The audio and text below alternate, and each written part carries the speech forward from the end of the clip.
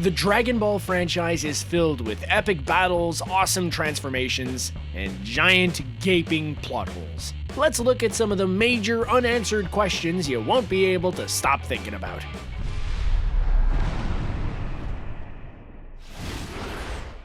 Zamasu was a supreme Kai who asked a question that many of us have pondered from time to time. Why are humans so awful? Of course, his master Goku wasn't impressed with the fact that he was way too eager to see mortals destroyed. Zamasu wasn't the nicest guy around, and he also wasn't known for his subtlety since he created a Zero Mortals plan. Come on, you couldn't have come up with a code name? This plan involved eliminating all of the Supreme Kais and Gods of Destruction, as well as numerous planets and Earth's entire civilization. Okay, so he's not subtle, but apparently he knows how to get stuff done. But there is a major problem I have with what Zamasu did, and I'm not talking about it from a moral perspective. I'm talking about the fact that it seems like characters who should be well aware of the Zero Mortals plan are completely ignorant of its existence. Zeno is supposedly omnipotent, and we know he monitors the universes, so where was he when all of this was happening? And the Grand Priest, who's in charge of the angels who serve the Gods of Destruction, is clueless too. Were Zeno and the Grand Priest just pulling a Beerus and napping through all of this, or is this a major plot hole?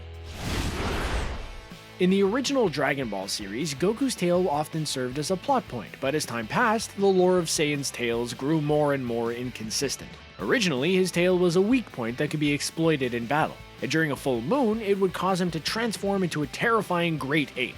The show made it seem like tales were an essential part of the Saiyan heritage, so why is Goku the only half-Saiyan kid who had one? Plus, these tales are supposed to grow back if they're removed, except when they don't.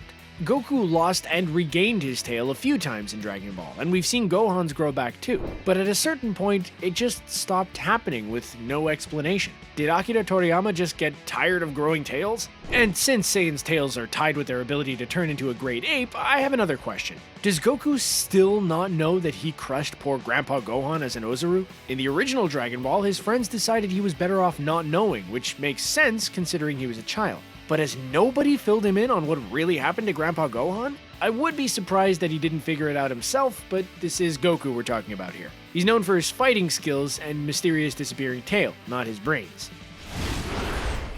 Saiyans are some of the mightiest beings in the Dragon Ball universe, but the thing is that there aren't a lot of them left anymore, what with the fact that their home planet blew up and all. So the few Saiyans that we've seen definitely stand out in our memories, and I couldn't help but notice that a few of them seem to have disappeared. After the destruction of planet Vegeta, Saiyans started arriving on Earth, starting with baby Goku of course. But soon we saw Saiyans like Raditz, Nappa, and Vegeta, and a couple of other guys we never learned anything about and who promptly disappeared never to be seen again. In Dragon Ball Super Broly, there were two unnamed Saiyans who survived the destruction of their homeworld since they were on assignment at the time. But unlike Vegeta, Nappa, and Raditz, they were never seen again or even talked about. Considering the low number of Saiyans, you'd think all of them would be precious, but apparently these two were just forgettable. Seriously, why include these characters at all? This just seems like a major oversight, unless Akira Toriyama has them show up at a later point, at which point I will retract this particular complaint.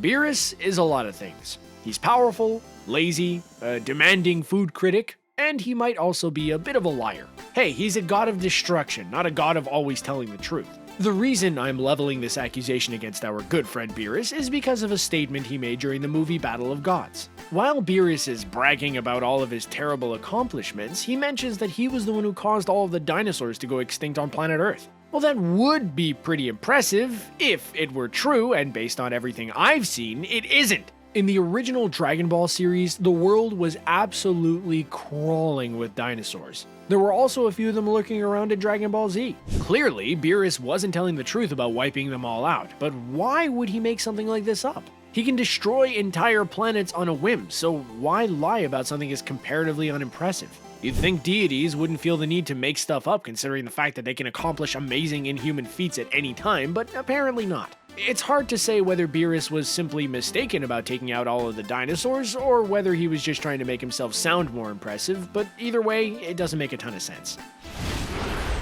Even though Planet Vegeta is long gone, its remarkably inconsistent history lives on to this day. The story of Goku's home planet has been changed so many times at this point that it's kinda hard to keep track of. We know that at one point the Saiyans coexisted with the Tuffles before totally decimating their population. King Kai claimed that the Saiyans and Tuffles lived separate lives and very rarely had cause to interact with one another. Yet Vegeta claims that the more technologically advanced Tuffles treated the Saiyans badly, which is why they eventually rose up against them. Some sources state that the Saiyans actually came from another planet and then relocated to what would later become known as Planet Vegeta, where the Tuffles were already living. So what really happened between the Saiyans and the Tuffles? Well, since we can't even seem to agree whether the Saiyans were natives to the planet or not, that's a big question. It's possible that, like many historical events, different cultures have their own interpretation of what happened. Or it could just be that the inconsistent history of Planet Vegeta is one of those plot holes we just accept since it doesn't come up all that often.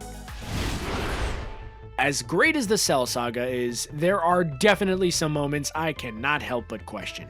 We all know that the androids of the Dragon Ball universe aren't really androids. They're humans with cybernetic enhancements, so the term cyborg would be more accurate. But I'm not here to argue about proper robot terminology as much as I would like to, because I'm going to talk about the time when Android 18 survived being absorbed by semi-perfect Cell. Okay, so in the Dragon Ball universe, people survive things that they shouldn't have all the time, and when they don't, they're able to be brought back to life with the Dragon Balls anyway. But this miraculous resurrection goes way too far, even considering the lax laws in this universe. Android 18 gets totally absorbed, and if this wasn't initially fatal, it definitely should have been when Cell started getting hacked apart. We saw no indication that Android 18 was still alive in any way during all this time. Sure, Cell could regenerate himself, but how could he regenerate Android 18? After being absorbed by a being who was then sliced apart, it doesn't make sense that this wasn't the end of Android 18.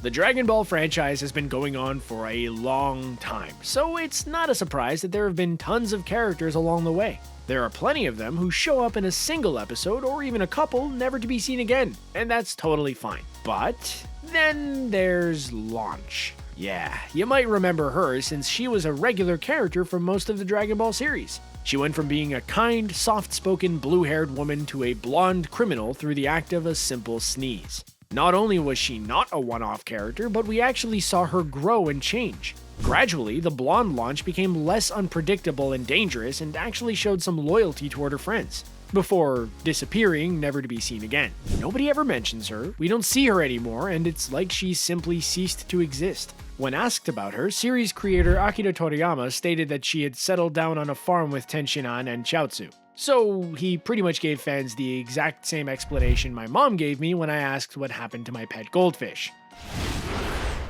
As much as I love Dragon Ball, there are a lot of things that just don't make sense even within the fictional universe the show takes place in. But let's give credit where credit is due and talk about a time when the show tried to fix one of its mistakes. Even though Goku's been around since the beginning, he somehow never met Android 17 until pretty late in the game. In his defense, he was kept too busy with things like the heart virus and his match with Cell. But during the Buu saga, he loaned Goku some power to fuel his spirit bomb and stated that he hadn't heard Goku's voice in quite some time. Only, he hadn't heard his voice ever since they hadn't met. So how did he recognize Goku's voice despite never having heard it previously? On top of that, Goku once had a nightmare about Androids 17 and 18 and managed to visualize them perfectly despite not knowing what they looked like. But in the manga, Goku actually asks Android 17 how he knew what he sounded like, and he explained that he heard Goku's voice while he was inside Cell during their battle. Okay, so it's not the most plausible explanation, but an attempt was made.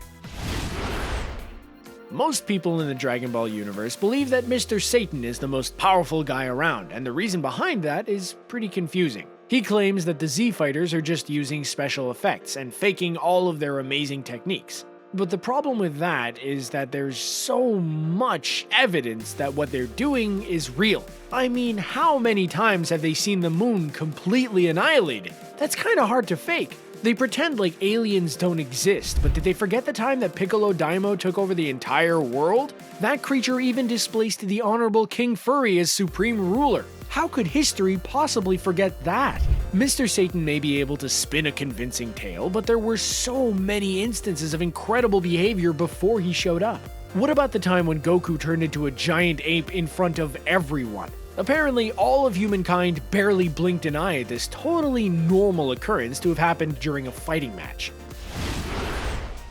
Goku has an amazing array of powers, but it seems like he's forgotten way too much of his earlier training. He stops turning into a Great Ape after Dragon Ball, but that's explained away by him removing his tail. However, he has a whole host of useful powers that he just never uses for some unexplained reasons. Even though Goku usually let his fists do the talking, we've seen him communicate with Krillin via telepathy to convince him to spare Vegeta. These abilities could have a wide variety of applications, yet it's like Goku forgot what he's capable of. These powers might not be as flashy as some of his transformations, but they could definitely come in handy if they ever return. Maybe they're just too subtle to incorporate into the more over-the-top battles, or maybe Goku just has so many new powers that he doesn't need these ones anymore. There are so few Saiyans around. I'd love to see the return of Vegeta's former companions. Tell us which one of these plot holes bothered you the most in the comments section, and then click subscribe and turn on your notifications for more content from us here at CBR. Bye for now!